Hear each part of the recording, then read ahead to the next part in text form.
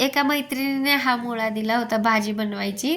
पानाची बनवतात म्हटल्या त्या, पण मला मुळाची येते बरं का. पानाची मी काही कधी बनवली नाही, पण आज तरी मला चिकनच बनवायचं होतं म्हणून म्हटलं मुळा उद्या बनवेल.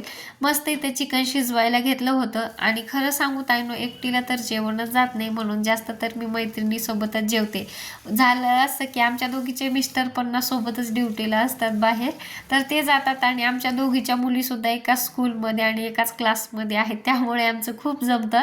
आम्ही दोघी सोबत जेवतो आणि त्यासुद्धा फ्रेंड असल्यामुळे त्यांनासुद्धा खूप छान वाटतं.